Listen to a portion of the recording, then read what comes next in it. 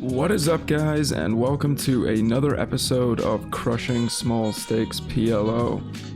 We are playing PLO 100 here on Ignition with 4 tables going right now, and it is a Monday evening, so we have a decent amount of regs, but still some recreationals as well, so it should be a good mix.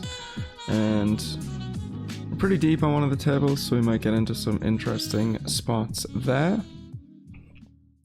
And make sure you guys subscribe, stay tuned for our latest content.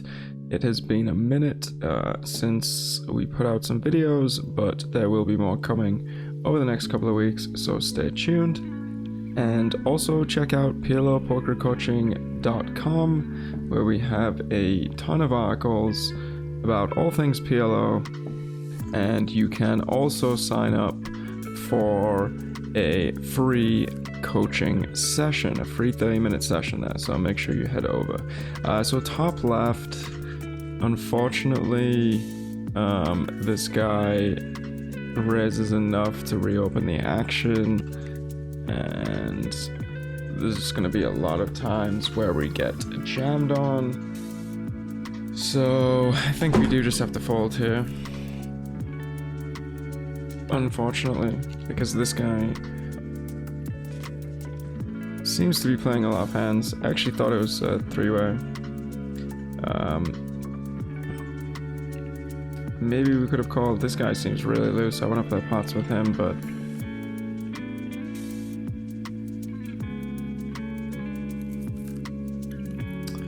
and we see some interesting hands, and so this this should be a good table to sit at. Hopefully we get some good spots in the video.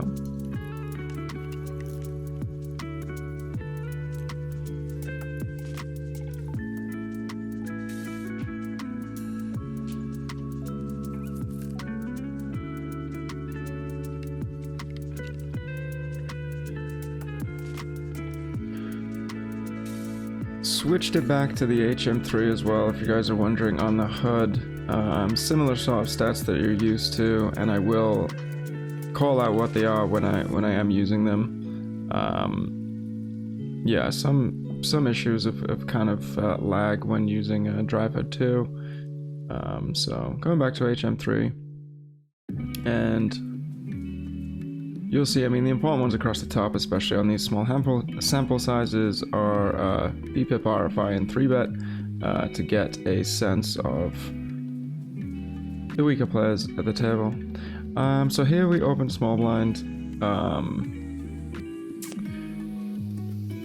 I think we can actually bet this board. These aren't the best blockers, obviously. We'd much rather have 9s here. He is going to have a very wide range that we will be able to take advantage of. He seems to play quite aggressive, so I would expect him to be raising a lot on the flop. So I think we can double barrel here. It isn't the greatest turn, but obviously a major blank for our hand. And we still do have some equity against 2 pairs. But if we get raised here, we're obviously going to be folding, but we do take it down.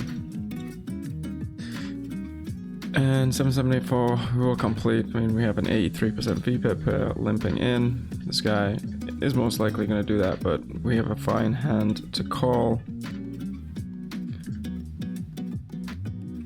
And then just check fold. In hands like this, you really do want to avoid playing in general out of the small blind, and especially in 3-way pots. But with a player like this in the mix, definitely something that we want to be involved in. And here we have some very nice aces after a raise and then a min raise. So I mean, this guy basically never has aces. Obviously this guy's range is still uncapped at the moment, so we shall see. And here, without a club, it's not ideal, but our hand just plays quite poorly on pretty much most runouts, so I will take a stab here and obviously fold to a raise. We get called and we flop top SETI. No clubs and already having a pair blocker on the board, we're definitely going to be betting this hand. The question is, do we want to bet pot or 1/3? Pot or half pot, most likely here. I think we can go half pot, given that the SPR is pretty small. Yeah, let's go half pot. And we do get 3-bet here, obviously calling with the double suited ace 4-4, and we do flop bottom set on a very dynamic board. He should actually be checking a decent portion of his range here. The question is, do we want to just call? I mean, we can get it in against plenty of draws. I honestly think he would potentially bet larger if he did have a set. We do have positional advantage here, but there is basically no turn that we're kind of happy about, so I think I am just gonna raise. And we snap get it in. And we hold. Got it in pretty good shape. Obviously, we're going to be flipping a lot of the time there, or sometimes crushed, but he shouldn't have too many sets on that board. They're going to be 3-bang, and with a weak flush here, we will just be checking. We do block a pair on the board as well. We get a snap, min bet. We'll just be calling. Often I kind of just tend to raise the min bets because they're often so small, but it's actually relatively proportional to the pot, and we'll just go for a little half pot size. Block bet on the river and take it down.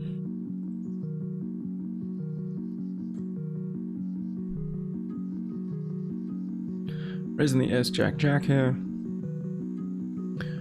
And we get called by our very loose friend on the button, and we will be folding this hand to a squeeze. And pretty disconnected board, got shot. Overpair that does need some protection against random. King, queen, jack, well not jack, but king, queen, type hands. And we do have a good blocker, so I am actually going to lead this flop.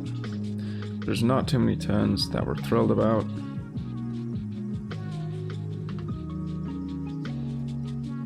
Obviously we don't get raised. The question is, we do unblock all the pairs, unblocking a 10. I think we do want to bet here again, and I will go for 3/4 and then pot the river, depending on the run out. And we do take it down. Here, we have a very disconnected board. Even blocking some of the straight draws with a backdoor flush draw. I'm just gonna bet. We can definitely get called by queen. That is not a really bad turn, turning the open-ender on a rainbow board with the overpair. And we are going to go for the pot size bet.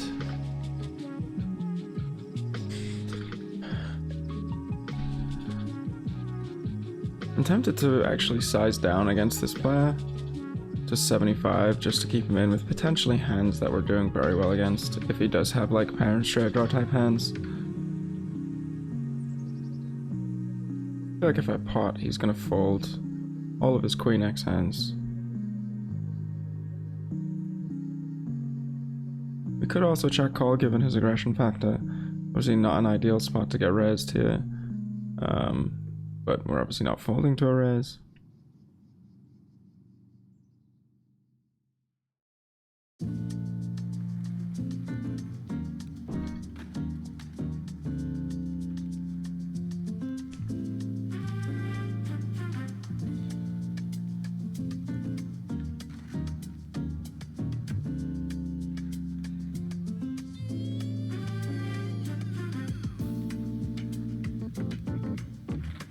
And I will 3-bet these queens from a late position raise.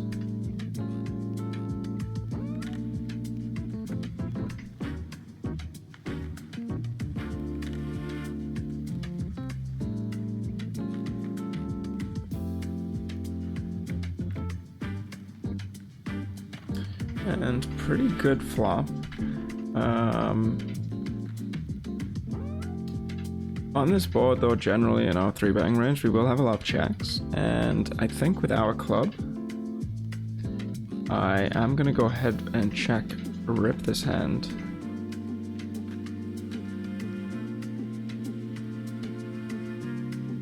We unblock a lot of the stabbing range. We have pretty good equity against most stuff.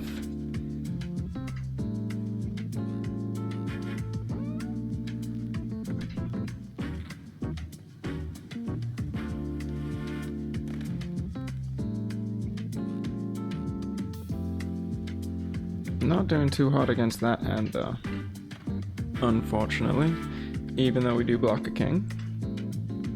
Did not really expect to run into and overpair that.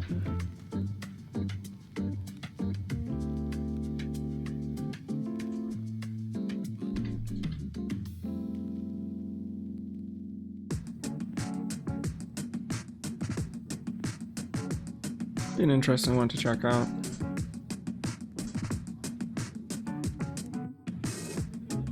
But we're obviously never folding on the flop, so... And I don't think that we really ever want to check call that our position. So, can't imagine that there was anything wrong with that play. But we will check it out in our study sessions after the fact.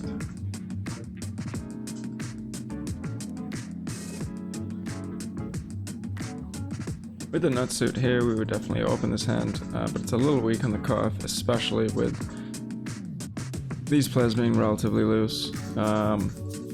A big portion of the EV of hands like this, when you're raising them in low position, is the fact that, you know, you have an ace and you're blocking sort of continuing or 3-betting ranges, and you're, you know, anticipating to take down the blinds a reasonable portion of the time. But when people are playing this loose, you're going to end up going to the flop, and sometimes, often, multi-way with a hand like this, which is not going to play well for you. So you can just definitely go ahead and muck hands like that, sometimes even if you have a good suit. We will be 3-betting on the top left, or just raising against the limp fest.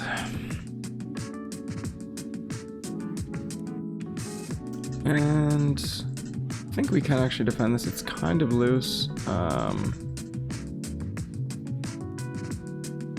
We have decent connectivity. We're often going to be dominated in aspects, so this is probably a bit of a loose call here.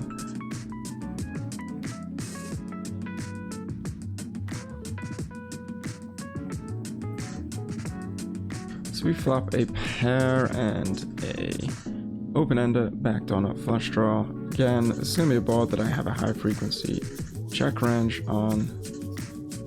And we definitely have enough to go ahead and check call. The A on the turn, I'm actually going to go ahead and stab this turn.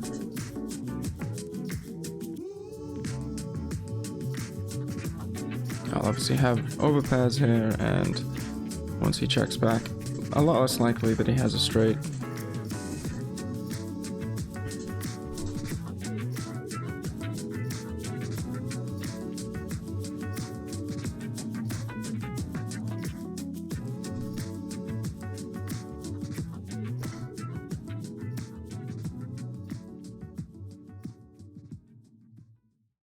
And against an EP open, we will just be flying these queens.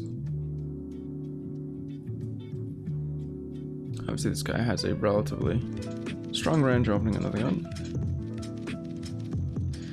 We do flop top set. We will have leads on this board for sure. And this might be one that I go ahead and lead. We are blocking a lot of the stabbing range, unblocking aces, and aces that will usually check back decent amount. I think it's probably going to be close between a check raise and a lead. We can check that one out.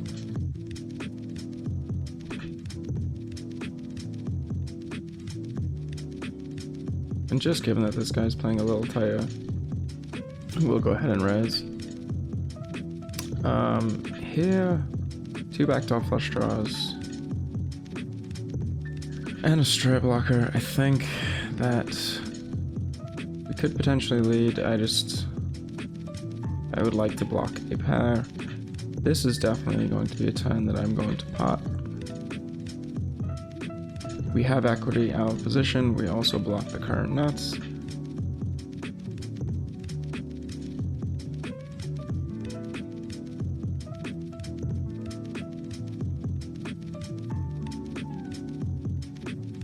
And here I think we have good enough equity to bet, but the overpair got shot and no flush draw. We can call a check raise. And with this guy opening, these guys are quite tight behind. I mean, this is a hand that we can maybe throw in and call, given that these guys are not really 3-betting too much. But we do hit the 3-bet.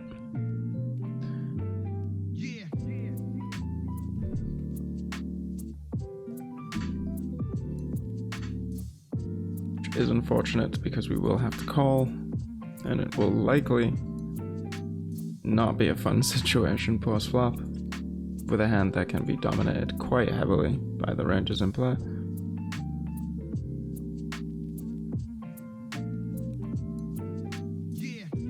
That would be a pretty good flop for us. And we will just be shipping it in with top 2 and a straight blocker, backdoor flush draw. There's so much money in the pot already. We just want to take it down, and there should not be too much 5-6 in these ranges. There will be some aces with gut shots. And we do take it down.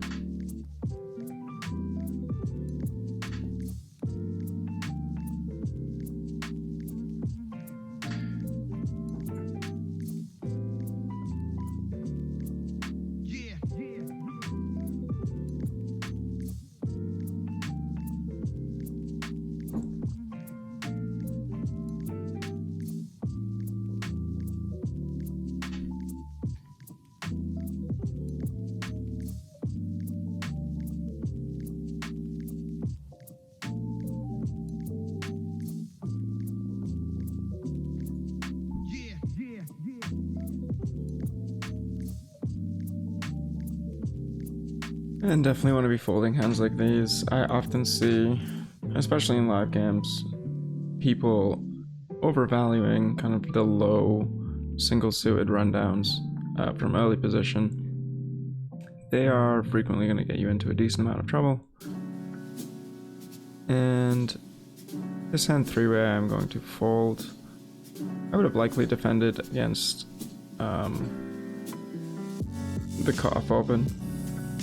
But again, these sorts of hands, once you get called out with a small blind, they're often going to be quite dominated. This scenario, you potentially could argue a call, given that this guy is playing such a wide range that being in position him is almost worth it, but he is quite short, so you're going to be in position on the short weak player and out of position to the stronger deep stack player, so not willing to take that trade-off with a very marginal hand.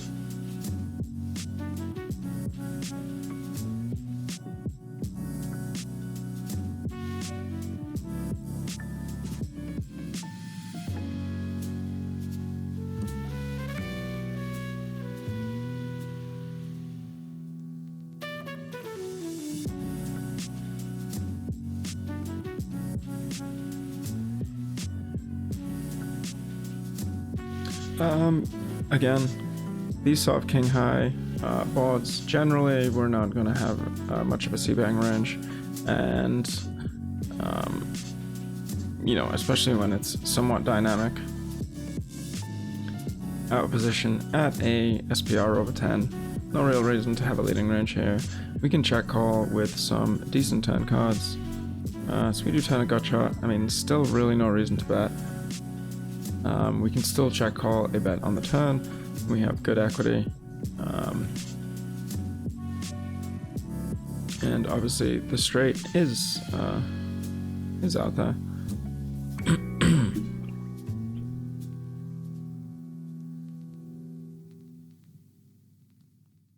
This guy is quite passive, which is interesting. Against other players, I would likely just pot this, and I probably still will pot it, because he should be betting most nut flush draws on the flop, especially as a recreational player. We do unblock the jack high flush draw. A lot of straights do just come in. We don't have a 5, so I think we just want to pot. And we win.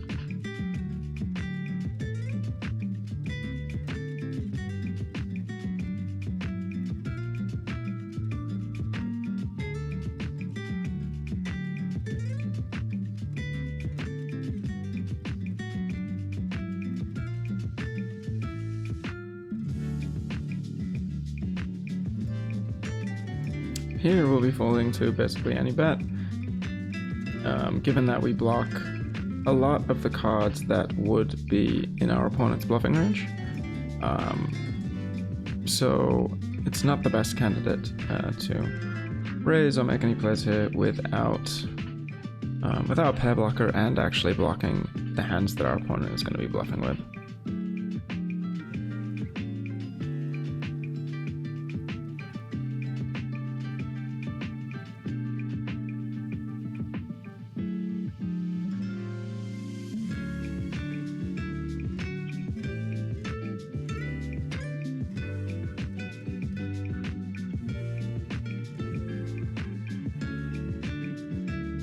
And these marginal queens really should just be a fold. I kind of want to play them with these guys behind,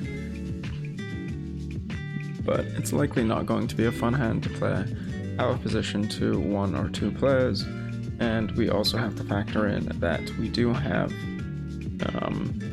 a short stack player in the small blind, and if you look at 50 big blind effective opening ranges, hands like this are like no-brainer folds.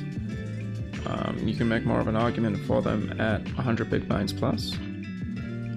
But with this guy being somewhat active, especially with a 50% 3-bet, this is just a hand that we're not going to be able to call a 3-bet with, and so likely burning money if we do. Open raise from an early position with this hand.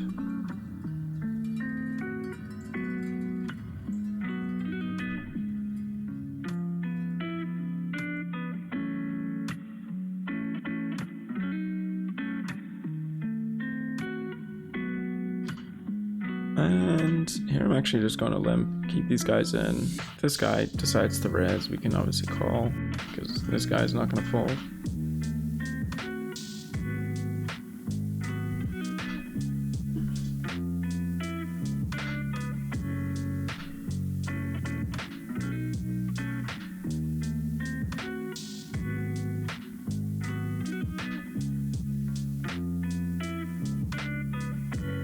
And multi-way out position to 4, I'm not particularly going to be making any outrageous plays.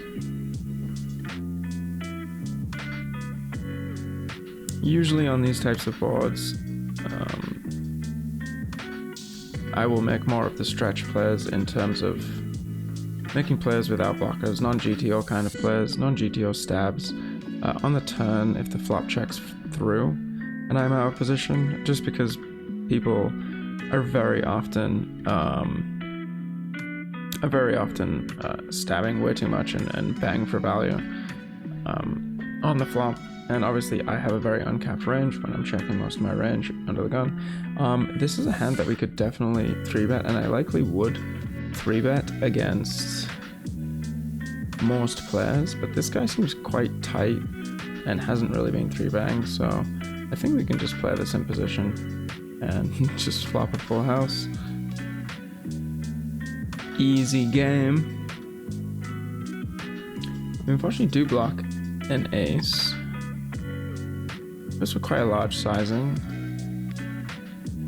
We do unblock hearts here, so I think we can go for like a small raise. He's not going to fold an overpair in hearts. And here, I am actually going to bet with the gut shot and the flush draw. So let's go for a small raise.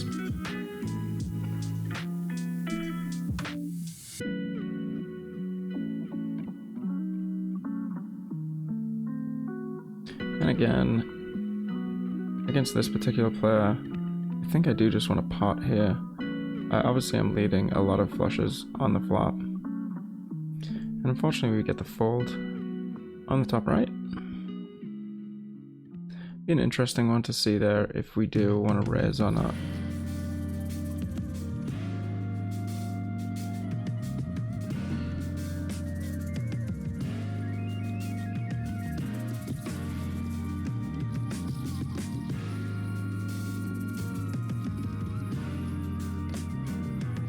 And here,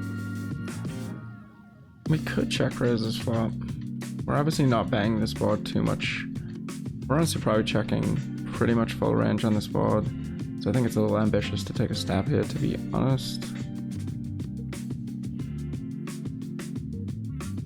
And I don't think I'm going to be going for the check raise against this guy back to back.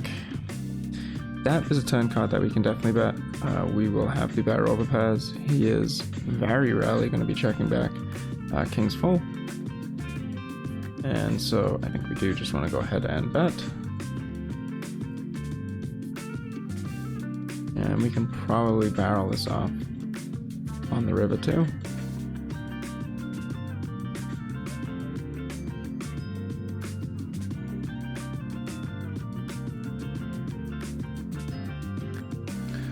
It's a lot less likely.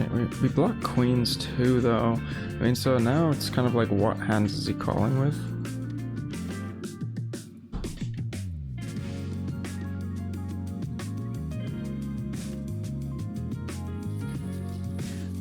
I actually don't like this. Given that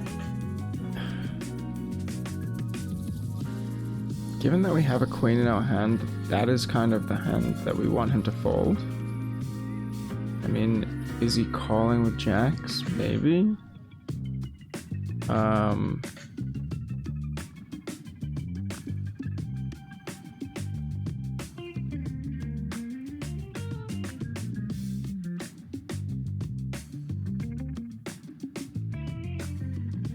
feel like we probably missed a bet here, but yeah.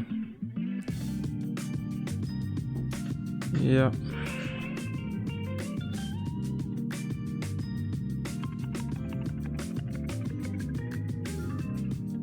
Yeah, I think that's likely a pretty big mistake not to bet that hand there.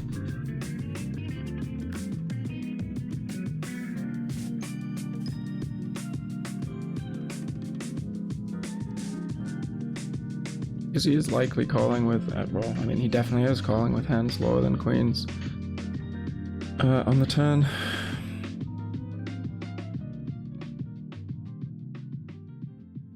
And yeah, I mean, we obviously didn't bet the flop, so one bet on the turn, he is not likely to be folding most pocket pairs. So yeah, definitely a mistake on that one.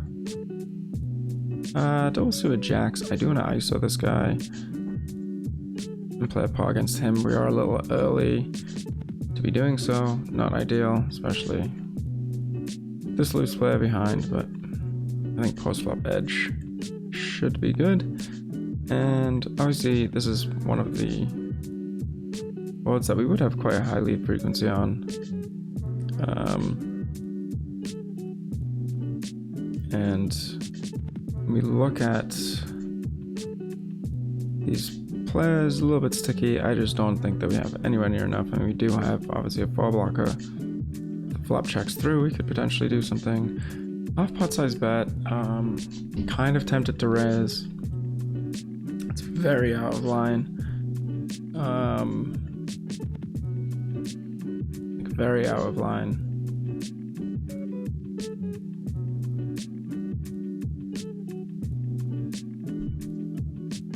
but we're gonna go for it anyway because I don't believe him with his half pot size bet. Can obviously wrap aces, but I think we're just gonna get jammed on a bunch here. But let's do it for the video. Oh, we take it down. Love it. And we'll be 3-betting here with the king jack 10-9 on the button.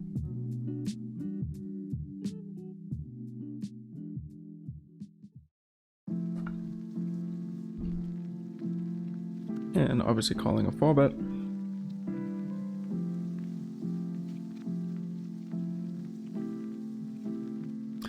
Which we do get. And we'll make this one the last hand of the video, so let's hopefully we bink it. And that is not binking it. Gut shot, backdoor flush draw, not enough, unfortunately.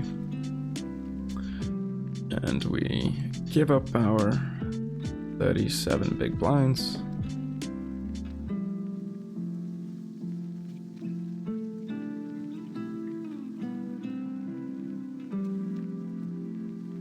And that is going to wrap it up for the video. Make sure you guys like and subscribe. Helps keep growing the channel and getting more content out there. And also check out PLOpokercoaching.com if you want to learn some more about PLO. But thanks guys for tuning in, and good luck at the tables out there.